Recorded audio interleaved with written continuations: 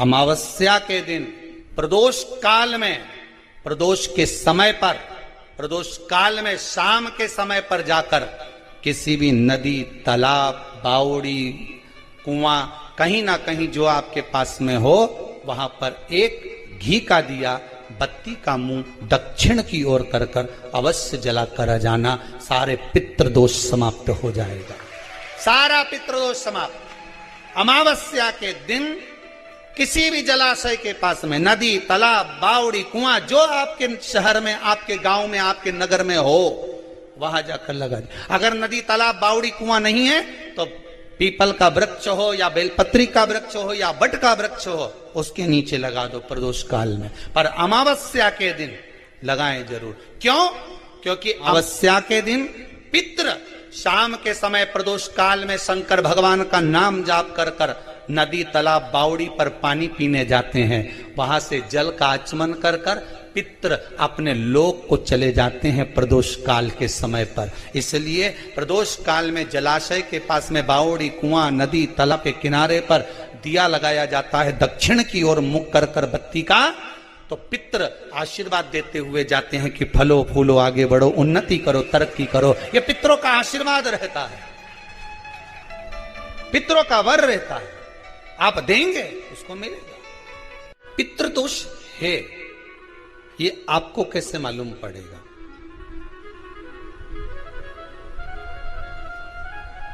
पितृ भूखे हैं, इसका तो वर्णन हमने पहले कर दिया कि रात्रि को जब आप सोने के बाद में 1-1.5 घंटे बाद अगर आपकी नींद खुल जाए, 1 घंटा 1.5 घंटा आप सो लिए, उसके बाद जो नींद खुली तो 1-1.5 घंटे तक अगर आपको नींद नहीं आ रही है, रात्रि को सोने के बाद में 1 घंटे बाद जब उठे तो आपको प्यास लग गई, भूख लगने लगी, प्यास लगने लगी कि मेरे को पानी पीना पड़ेगा, घबराहट हो रही, पानी पीना पड़ेगा। 1-1.5 घंटे सोने के बाद अचानक नींद खुले और आपको प्यास लगे, समझ लेना आपके पितृ भूखे हैं और प्यास है।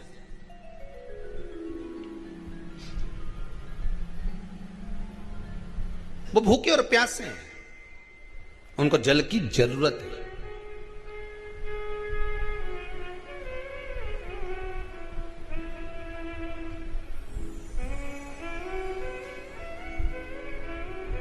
किसी भी नदी में, सरोवर में, कुंड में, बावड़ी में, तालाब में, आप तीर्थ में जाकर जब स्नान करते हैं तो स्नान करने के बाद एक काम का नियम बना लो कि अपने हाथ की अंजलि में जल लेकर अपने पूर्वजों को देना।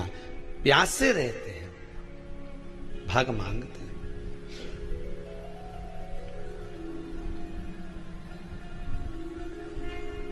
भाग प्राप्त करना।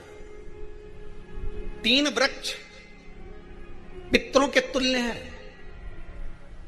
पहला पीपल, दूसरा बट वृक्ष, तीसरा बेलपत्र का वृक्ष। ये पितरों के तुल्य हैं। अगर आपको रात्रि में नींद नहीं आ रही है, ऐसा लगता है कि रात्रि को 1 घंटा 1.5 घंटा सोने के बाद कुछ गलत गलत विचार आने लगते हैं, नींद सुबह 3 बजे तक, 4 बजे तक नहीं आती, 4 बजे के बाद फिर नींद आती है, तो एक प्रैक्टिकल जरूर कर कर देखना। एक प्रैक्टिकल करने में क्या जाता है?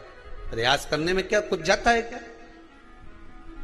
प्रैक्टिकल कर कर देखना कि कहीं सीवर वाला महाराज झूठ तो नहीं बोल रहा, तो प्रैक्टिकल करने में कुछ नहीं जाए।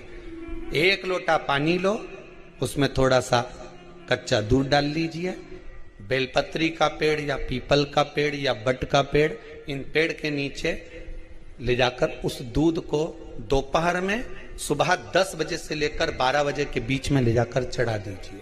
रात्रि को फिर ना आपको प्यास लगेगी, ना भूख लगेगी, नींद एक बार लगी तो सुबह ही खुलेगी।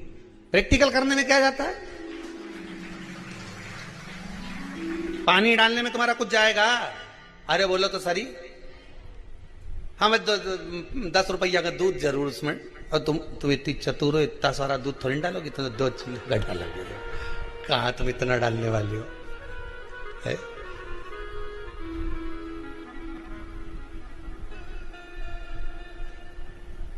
प्रैक्टिकल करने में क्या जाता है? कुछ भी नहीं बिगड़ेगा। ये तो बस जल डालोगे तुम्हारा ही कुछ अच्छा हो सकता है, बाबा की कृपा है।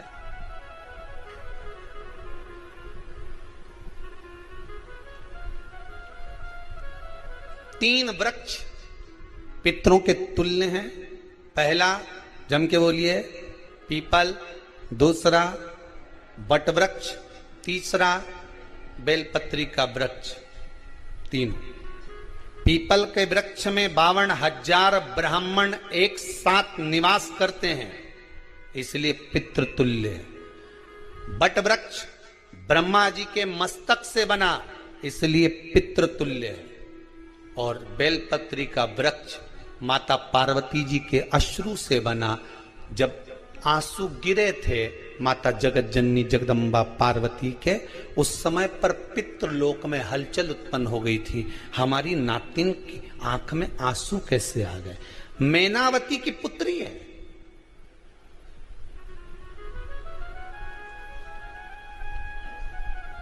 पितरों की नातिन, इसकी अश्रु कैसे गिर गए?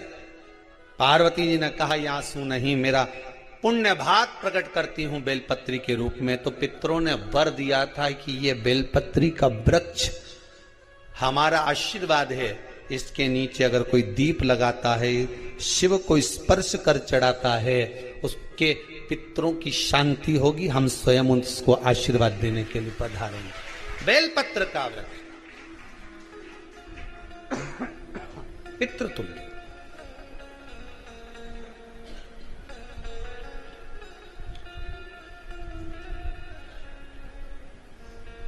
तो रात्रि को अगर भूख लग रही है, प्यास लग रही है, तो पितृदोष। दूसरा पितृदोष का लक्षण बताया, घर में कोई शुभ कार्य ना हो, वंश की वृद्धि ना हो। 1 रुपये कमाओ, 1.25 रुपये खर्च हो रहे हैं, पैसा 10 जगह से कमाई आ रही है पर घर में टिक नहीं पा रही है, आया गया, पितृदोष। जरा सी कटोरी पड़ी है, उसके पीछे विवाद चालू हो जाए, पानी ढुल गया, उसके पीछे विवाद हो जाए, या छोटी छोटी बात में घर में क्लेश मचा हुआ है, पितृदोष है। समझ लो हमारे पूर्वज हमसे खुश नहीं है, प्रसन्न नहीं। मौका लग जाए, सारी दुनिया के लोग तुमसे कह रहे हैं तेरे घर में पितृदोष है। 1 रुपये कमाते हो, 1.25 रुपये खर्च होता था, मानसिक टेंशन बना रहता है। घर में एक व्यक्ति बीमार है, ठीक हुआ, दूसरा बीमार पड़ गया, दूसरा ठीक हुआ, तीसरा बीमार पड़ गया, तीसरा ठीक हुआ, चौथा बीमार पड़ गया। मतलब कहीं ना कहीं पितृ का भाव, पितृदोष का बन रहा है। किसी ने कहा तुमसे कि तेरे यहाँ पितृदोष है, तूने ब्राह्मण को भोजन करा दिया, पिंडदान करा दिया, तर्पण करा दिया, तिलांजलि करा दी, गया जी का श्राद्ध कर दिया, हरिद्वार चली गई, वहां पिंडदान करवा दिया, ब्राह्मण भोज करवा दिया, तिथि पर भोजन करवा दिया, सब कुछ करवा के देते। अब एक काम और करके दे, एक काम और करके देख लो। जब तुम घर में भगवान शंकर की आरती, तुम्हारे घर में शंकर जी का शिवलिंग है, भले काय का भी हो, छोटा सा, भले सियोर का कंकर शंकर हो, नर्मदा का कंकर हो, चाहे शंकर पारक के हो, पीतल के हो, स्टील के हो, लकड़ी के हो, जिसके भी हो, लोहे के हो, पाषाण के हो, जिसके भी हो, शंकर का शिवलिंग अगर हमारे घर में है और आप रोज प्रतिदिन भगवान की आरती करते हो, प्रतिदिन, और आपको लग रहा है कि मेरे यहाँ तकलीफ चल रही है, ये ठीक ही नहीं हो रही, लगभग 1.5 महीना आप कम से कम 45 दिन, 1.5 महीने के करीब में ऐसा प्रयास करना कि भगवान की आरती, शंकर भगवान के शिवलिंग की आरती करने के बाद उस दिए को भगवान के सामने मत रखो, उस दिए को उठाकर जहां तुम पानी का मटका रखते हो, हंडा रखते हो, जिससे तुम पानी पीते हो, तुम्हारे रसोई घर में जो पानी का मटका, हंडा, बाल्टी, आरओ का पानी जिस मटके में गिरता है, हंडे में गिरता है, जिसको हमारे यहाँ पितरों का स्थान कहते हैं, उस स्थान पर, उस मटके के पास में, उस हंडे के पास में, उस बाल्टी के पास में, जहां रसोई घर में पानी रखते हो, उस रसोई घर में पानी जहां रखते हो, उसके पास में उस दिए को भगवान के सामने नहीं रखना। आरती उतारने के बाद उस दिए को ले जाके सीधे परिंडे के पास में, उस हंडे के पास में, मटके के पास में उसको रखो। केवल 1.5 महीना कर देखना। 1.5 महीने के बाद तुम्हें मालूम पड़ेगा कि हम वापिस उन्नति की सीढ़ी पर चढ़ना प्रारंभ करती हैं, हमें फल मिलना चाहिए। अब तुम्हें ना कहीं जाना है, ना कहीं आना है, ना कोई खर्चा है। खर्चा है क्या?